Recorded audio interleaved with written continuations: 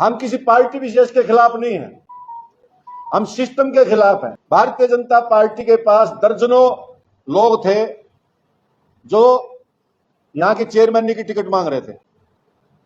एक से एक बढ़ करके उम्दा कार्यकर्ता थे जिन्होंने वर्षों तक अपना जीवन खपा दिया।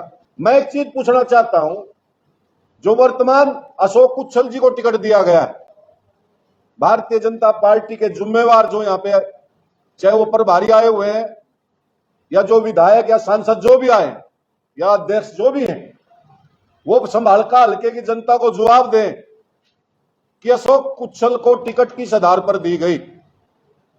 क्योंकि संयोगवश पिछले विधानसभा चुनाव में मैं संभाल का विधानसभा का बीजेपी की तरफ से प्रभारी रहा हूं और मुझे पता है अशोक कुच्छल भाजपा कार्यकर्ता नहीं था। इस आधार पर तो उसको टिकट नहीं दी गई कि वो भाजपा का वरिष्ठ कार्यकर्ता या पुराना कार्यकर्ता है। अशोक कुच्छल जी पर सारा संभाल का जानता है कि इन पर मुकदमा दर्ज हुआ था, ये जेल गए थे और वो भी एक्सटॉर्शन का मुकदमा, वो भी सेक्स रैकेट में एक्सटॉर्शन पैसे लेने का। हाई कोर्ट से जमानत हुई, चार्ज फ्रेम हो चुके हैं।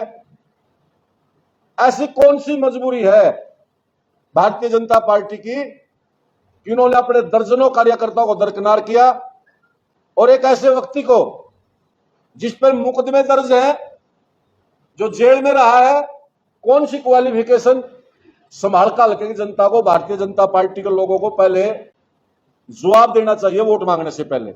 और भारतीय जनता पार्टी कौन से मूल्यों की राजनीति को आगे बढ़ा रही है, किस आधार पर टिकट की दी गई, एक कारण गिना दें।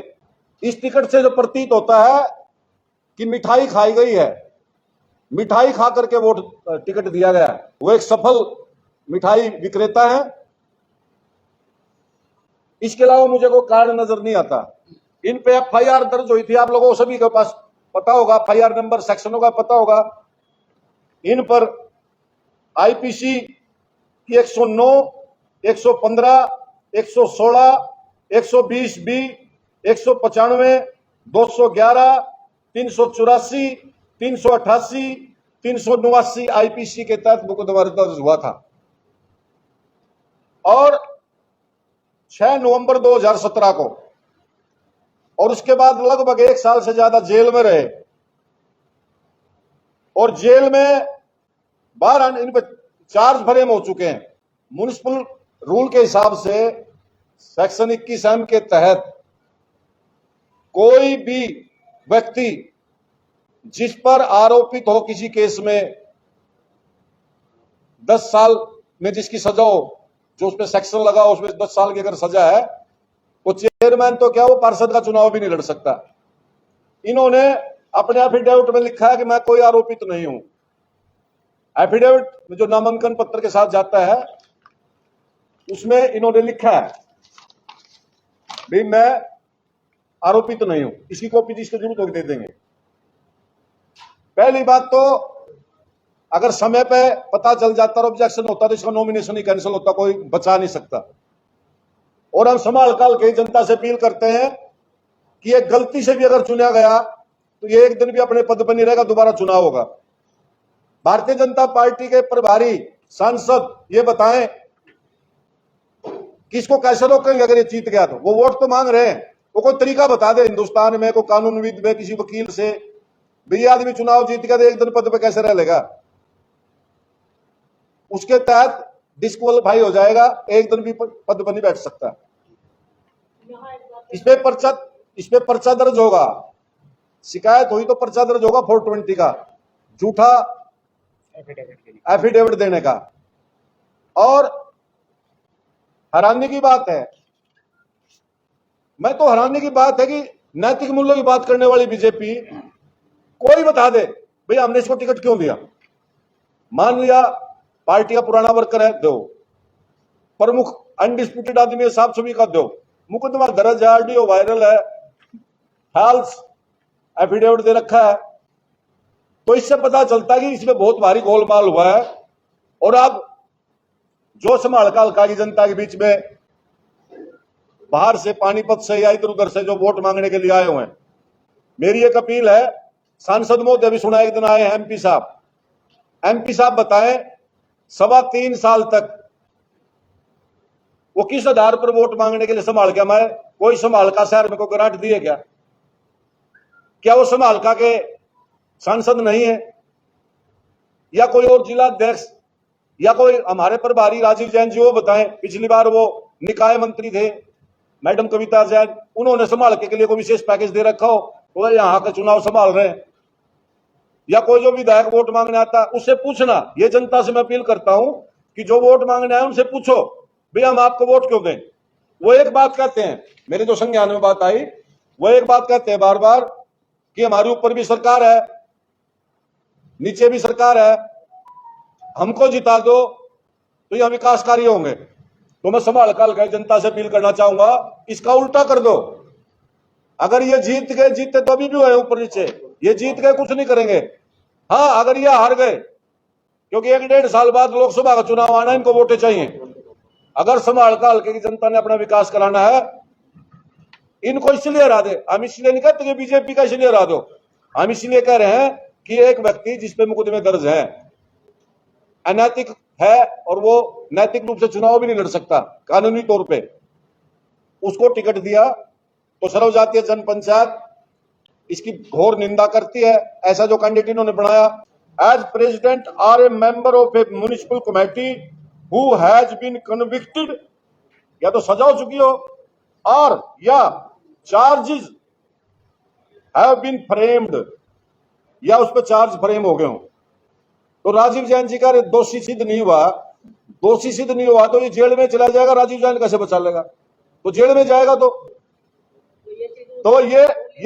ये मैं कोट फिर करता हूं कि Haryana municipal election rule 1978, number 1 तो ये बात।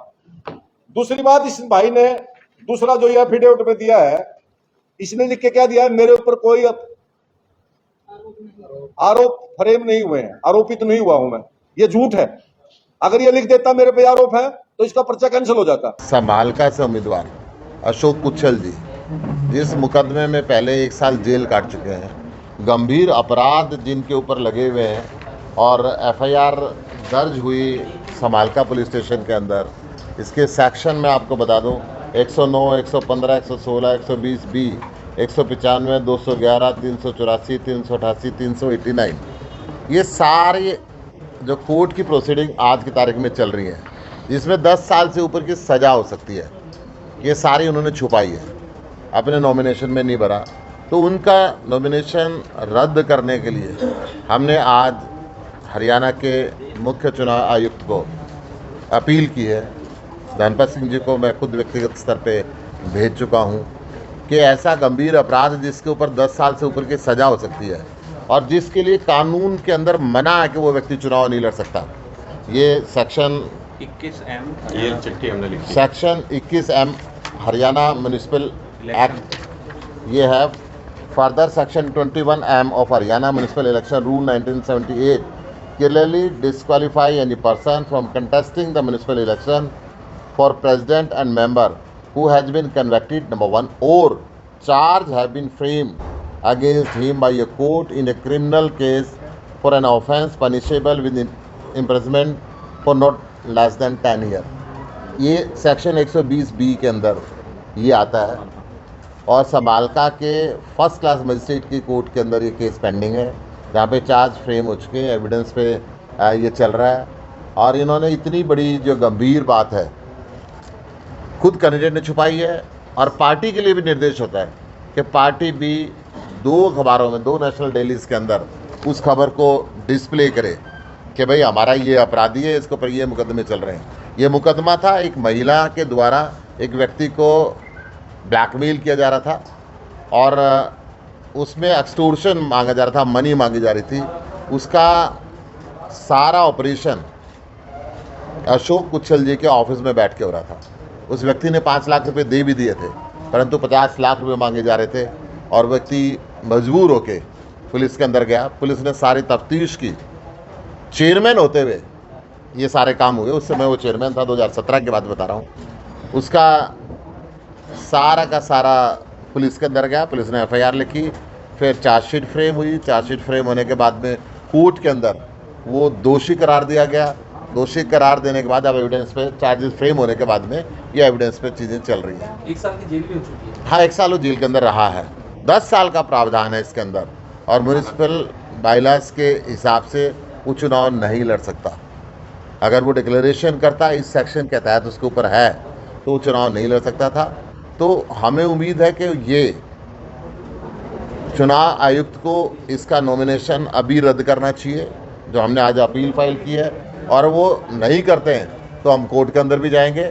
चुनाव वो जीतेगा नहीं, और जीत भी गया तो 3 महीने के अंदर अंदर इसकी सदस्यता रद्द होगी यहाँ से। नोटिस और जवाब ये तो खाना पूर्ति है, दिखावा है। जब आपको मालूम है कि ऐसा केस है तो नोटिस किस बात का दिया जाता है? नोटिस तो इस बात का दिया जाता है कि आप इस पे जवाब दीजिए कि क्या ऐसा है कि नहीं है। आपको तो मालूम है कि है, समालखा कोर्ट में केस चल रहा है, सारी जानकारियां, सारी एफआईआर आपके सामने है, प्रशासन के सामने है, तो इस पर नोटिस इशू करने का कोई इस पर तुक नहीं बनता है। और अगर इसको प्रशासनिक चीज़ों में उलझाया जा रहा है तो वो अपने आप में बताता है कि कहीं ना कहीं कवर देने की कोशिश हो रही है। अगर आपके पास कोर्ट जाने की बात करें तो अभी टाइम है कोर्ट जाने का, आजकल में ही होगा ये सब? नहीं, हम तो कोर्ट में फाइल कर ही रहे हैं, और अगर आजकल में नहीं होगा तो ये तो तय है। आपने भी बता दिया कि प्रशासनिक अधिकारी भी कह रहे हैं, और लोगों की जानकारी में भी ये बात आनी चाहिए कि इस व्यक्ति का अगर चुना भी जाएगा तो ये व्यक्ति काम नहीं कर सकते इस पद पे, इनको हटना लाजमी है।